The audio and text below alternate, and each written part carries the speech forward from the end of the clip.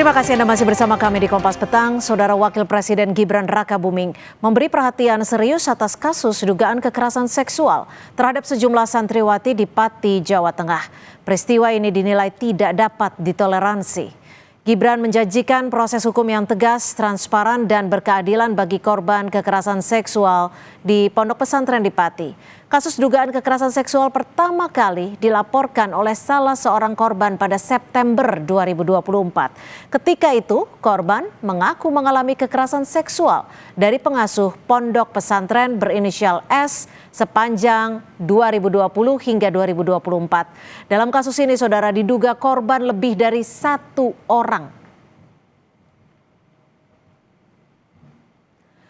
Wapres Gibran Rakabuming dalam keterangan tertulis menyampaikan, "Saya mengecam keras kejadian pelecehan terhadap santriwati yang terjadi di Pati. Tindakan tersebut tidak dapat ditoleransi. Proses hukum akan dilakukan secara tegas, transparan, dan berkeadilan. Saya juga telah meminta agar pendampingan psikologis dan trauma healing diberikan secara intensif kepada para korban." Polda Jawa Tengah turun tangan dalam pencarian tersangka kekerasan seksual terhadap santriwati Pondok Pesantren di Pati.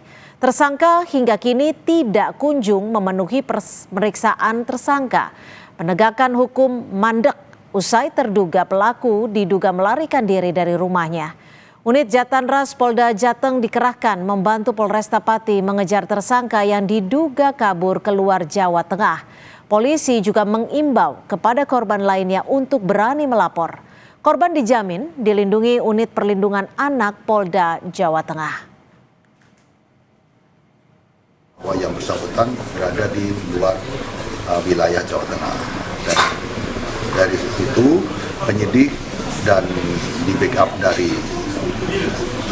Direktorat Kriminal khususnya Jatanras Polda Jawa Tengah melakukan pengejaran terhadap pelaku. Masih menindaklanjuti dari satu laporan dari korban yang berani speak up dan kita jamin kerahasiaan identitasnya, dan kita harapkan ada lagi saksi-saksi yang lain yang mau melaporkan, dan kita akan menjamin kerahasiaan dan identitas dari yang bersangkutan maupun keluarga. Demikian.